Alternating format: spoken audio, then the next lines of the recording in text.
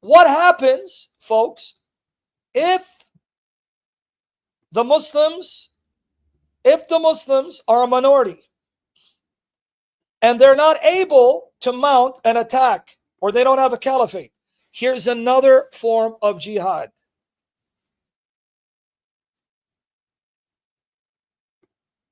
Do you want to see?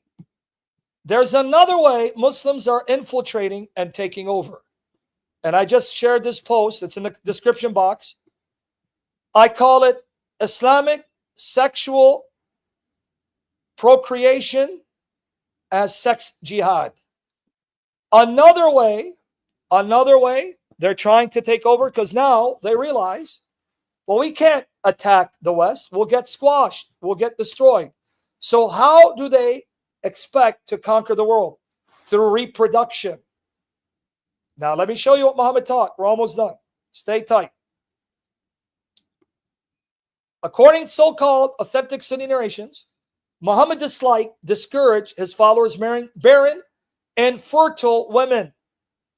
If a woman couldn't conceive, he discouraged it, disliked it, makruh, right? Don't marry them. Rather, he commanded them to marry young virgins and fertile women, so that there would be a greater number of Muslims than non-Muslims. This is what I call sex jihad. Are you guys listening? Islam says, don't marry barren women. Find fertile women who can have a lot of babies, and they can marry up to 4 of them, divorce them, replace them with another 4, unlimited sex slaves, so you can produce babies like rabbits. So the time will come, you will outnumber the world just due to procreation. Here it is. Again, the Catholic Church has been a blessing, because till this day, the Catholic Church condemns artificial birth control and considers it a sin if you try to stop your wife from having children. Have as many children, because guess what? The Christian population is decreasing because we're not having enough children. Guess what? The Caucasian race, you're dying out. You don't have enough children. You're dying out. The white race is now a rare breed. They're about to be extinct because you don't have many children. Because you abandoned God, you abandoned his ethical system, you turned your back against the church that taught you no artificial birth control, and children are a blessing. You are now decreasing in number.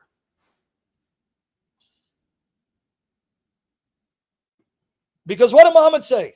Here, look at how filthy he is. Sahih Bukhari, volume 7, hadith 17. Narrated Jabir bin Abdullah, when I got married, Allah's messenger said to me, what type of lady have you married? I replied, I've married a matron. He said, why don't you have a liking for the virgins and for fondling them? You see how sick he is?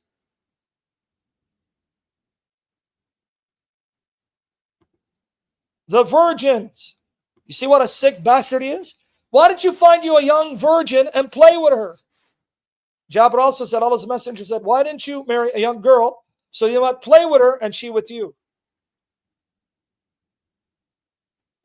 You tell me this guy's not a sick demon?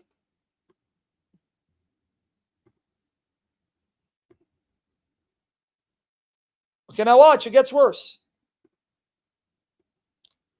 Okay. Again, Sahih Bukhari. Narrated Jabir, my father died and left behind 7 or 9 daughters, and I married a woman. The Prophet said, did you get married, O Jabir? I replied, yes. Yes, is she a virgin or a matron? I replied, she's a matron. He said, why didn't you marry a virgin girl so that you might play with her and she with you, or you might make her laugh and she make you laugh? Get a young girl and mount her. Pedophilia. I said, my father died, leaving 7 or 9 girls. And I did not like to bring a young girl like them. So I married a woman who can look after me. See why he married an older woman? Not because he loved her. To use her to be his babysitter for his sisters. He said, may Allah bestow his blessing on you. Here it is. Sex jihad. Crystals, everyone else, are you listening? Sex jihad. Great Hassan. Sunan Nasai. You go here, I give you the source. Okay. Chapter, it is dislike to marry one who's infertile. Muhammad looked down upon barren women, looked down upon you, and discouraged Muslims from marrying you barren women. Watch. Narrate Maqal bin Yasir. It was narrated that Maqal bin Yasir said, a man came to the Messenger of Allah and he said, I found a woman who's from a good family and of good status, but she does not bear children. Should I marry? Now he wants to marry her. Look what Muhammad said. He told him not to. Then he came to him a second time and he told him not to marry her. Don't. Then he came to him a third time and told him not to marry her. Now why? Look, then he said, marry the one who's fertile and loving, for I will boast of your great numbers. Do you guys catch it? Don't you get it? I don't want you to marry an infertile barren woman. I want you to marry a woman that will love you, that can bear children, because I want to have a lot of children from you men. Go and plant seed everywhere, because I want you to spread your seed so we'll have more Muslim babies so we can outnumber all the nations. Sex jihad, folks.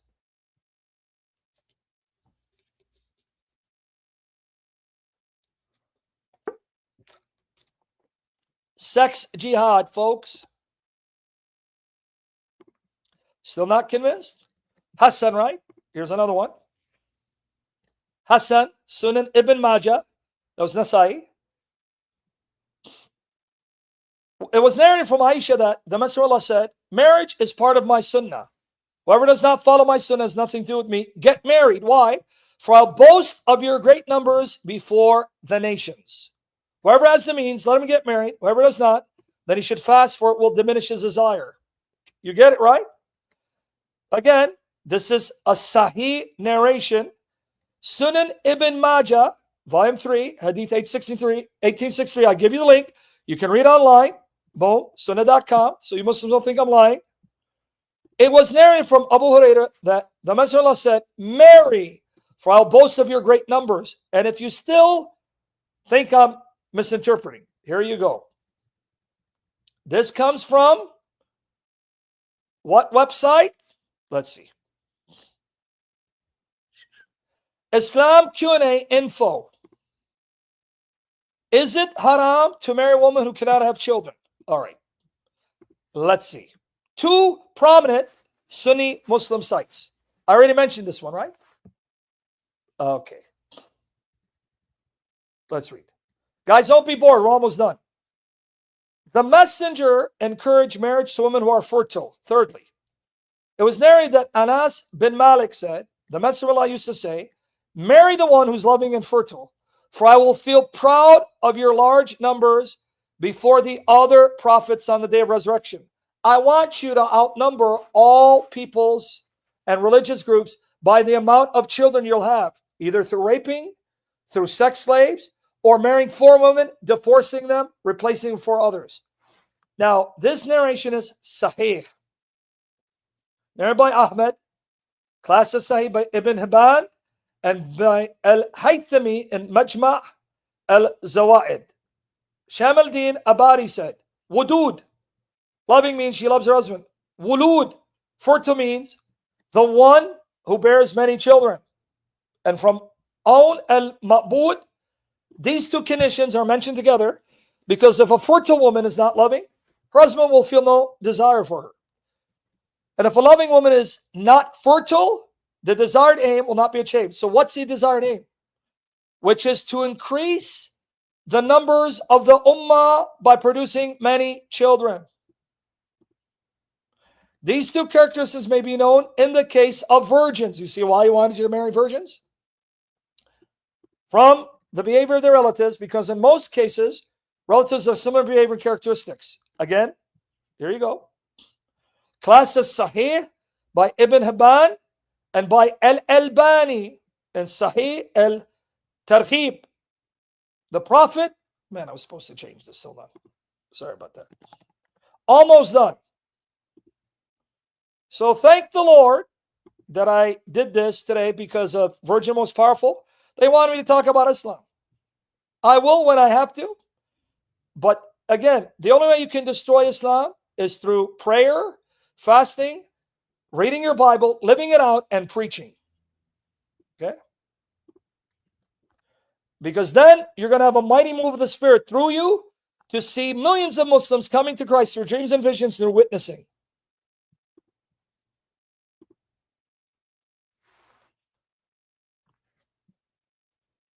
Right?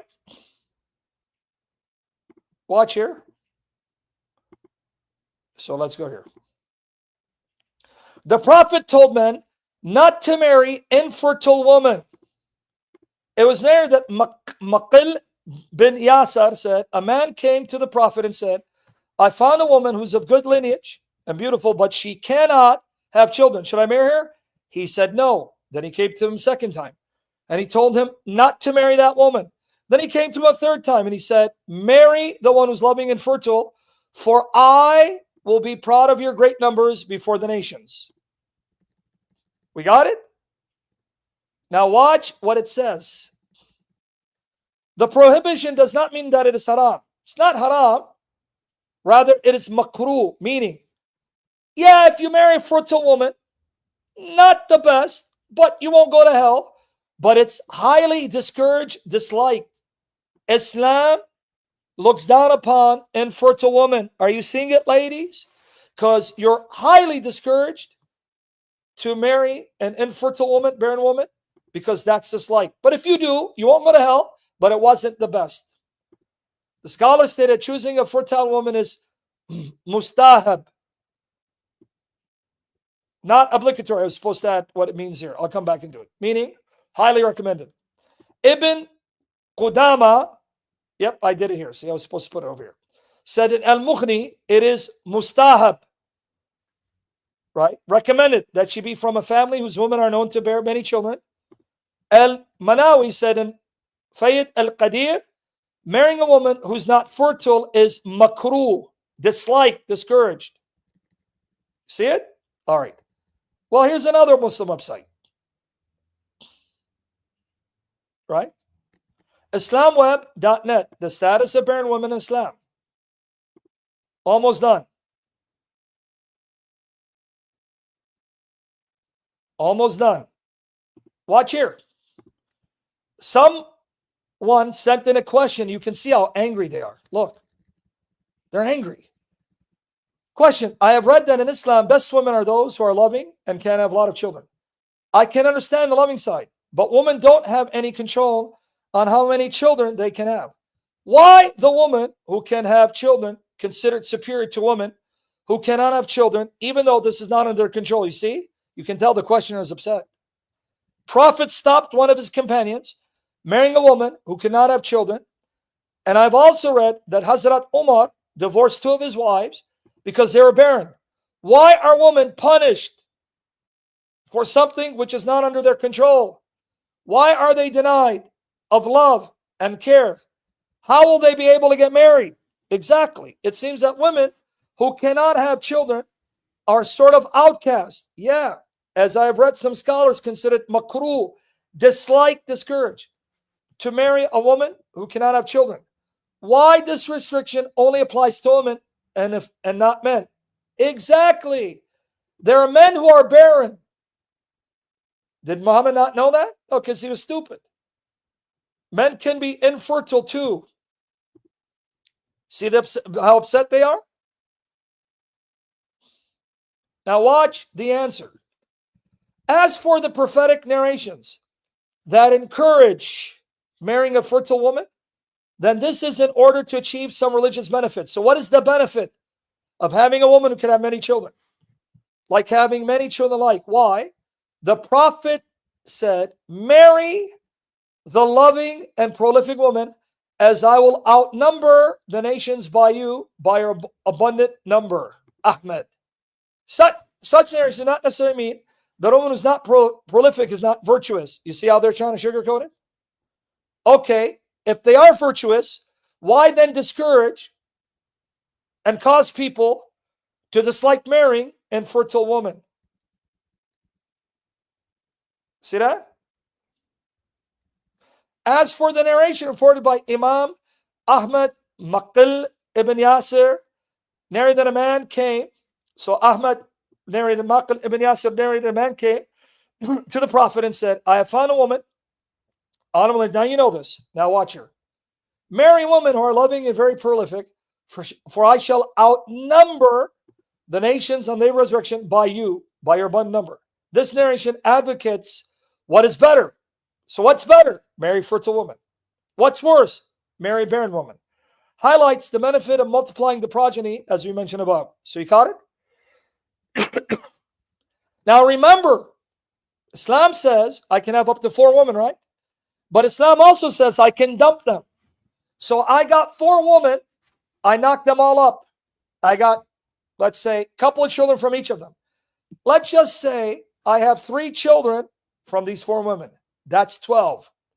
But then I can get rid of them. I can divorce all of them, then marry 4 others and knock them all up and have more children with them. Let alone all the sex slaves and concubines that I can have without marrying. So how many kids can a Muslim have? There is no limit in Islamic legislation about the number of children that one is allowed to have. One is not forbidden to have a maximum number, and he should not limit himself to a specific number. However, Islamic legislation encourages us to increase the progeny, marrying women who can bear children. The Prophet said, marry women who are loving and very prolific, for I shall outnumber the nations by you on the day of resurrection. Abu Dawood. So it is encouraged in religion to have as many children as one can have, because this is filling the earth with the obedience of Allah and His worship, holding the word of Allah high and increasing the progeny. You see, that's how Islam is going to conquer the West. You see that? Where did I get it from? Right here.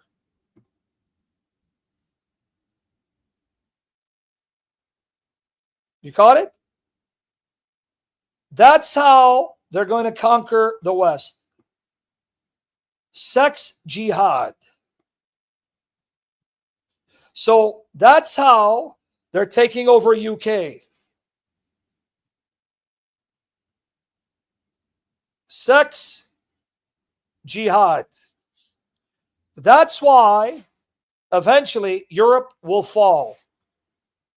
Now don't forget, part of jihad, Muslims can take married women captive, rape them, and sell them off. That's what they'll do if they conquer. Here it is.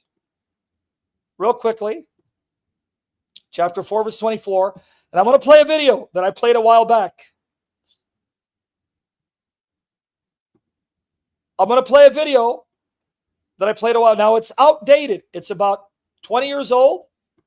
The video needs to be changed, and the statistics has changed. But when we watched this video, it was shocking. I played it to you a while back. We'll play it again. Chapter 4, verse 24 of the Quran. Also forbidden, prohibited for Muslim men, is to have sex with women already married, except those captives and slaves whom your right hand possess. Now, if you take a woman captive, she's married, you can have sex with her and bang her. That's what they're going to do to you guys if they have jihad. Here it is. Sahih Muslim. Just going to read one, and I'm going to show you the video. Sahih Muslim, Book 8, Hadith 34-32. Chapter 9. It is permissible to have intercourse with a female captive after it is established that she is not pregnant. And if she has a husband, then her marriage is annulled when she's captured. Once I attack Michigan and I and the jihadis take D and crystals, who cares they're married? Once we take them captive, their marriage is annulled. We can now rape them and sell them off. Even their daughters. even their daughters. And here it is, black and white, being carried out during the time of Muhammad. Abu Sa'id al-Khudri reported at the Battle of Hunayn, Allah's messenger sent an army to Autas, countered the enemy and fought with them.